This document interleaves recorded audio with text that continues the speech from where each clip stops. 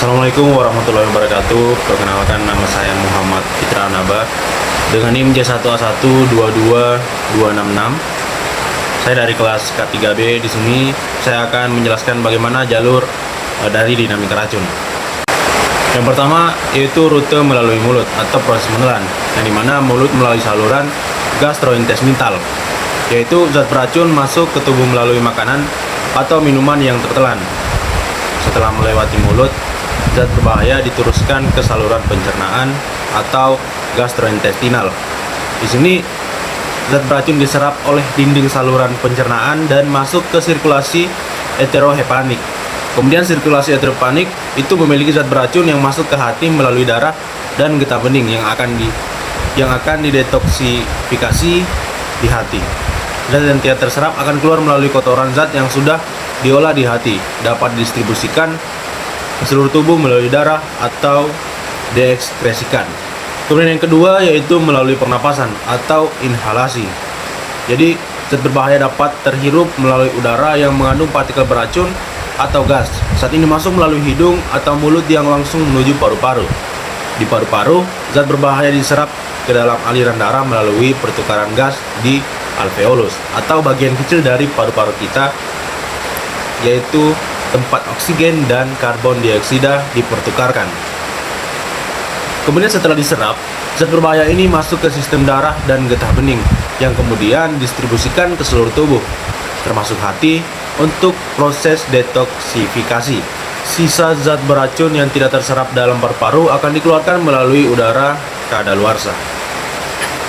Kemudian yang terakhir yaitu rute melalui kulit atau penyerapan kulit. Jadi zat beracun juga dapat diserap melalui kulit, terutama jika berupa cairan atau senyawa yang dapat menembus lapisan kulit manusia. Setelah diserap oleh kulit, zat beracun ini dapat masuk ke jaringan ekstraseluler atau cairan yang berada di antara sel-sel tubuh kita, dan kemudian didistribusikan ke organ atau jaringan lain dalam tubuh kita. Zat beracun dapat beredar melalui darah dan getah bening, dan kemudian menuju organ-organ utama seperti ginjal, hati untuk proses ekskresi. Kemudian ekskresi dari kulit terjadi melalui struktur sekresi seperti kelenjar keringat atau kelenjar susu, di mana zat-zat beracun dapat dikeluarkan bersama keringat, air susu, air liur, atau air mata. Distribusi dan ekskresi zat beracun yang tidak melalui salah satu dari tiga jalur ini, mulut, pernapasan, atau kulit, akan didistribusikan ke berbagai organ melalui darah atau getah bening. Organ utama seperti hati, ginjal itu memiliki peran penting dalam mengekskresikan dan mengeluarkan zat-zat beracun tersebut dalam tubuh kita. Kemudian ginjal mengeluarkan zat beracun melalui air seni atau urin, dan kelenjar keringat, kelenjar susu untuk mengeluarkan zat beracun melalui yang saya sebutkan tadi, yaitu keringat, air susu, air liur, maupun air mata.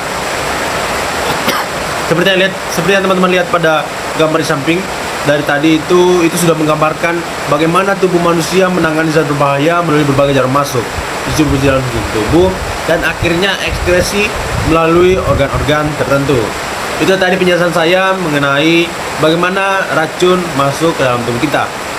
Kemudian yang kedua yaitu saya akan menjelaskan tentang bagaimana telapak tangan kita bisa pucat akibat getaran yang bisa dibilang getaran berulang-ulang.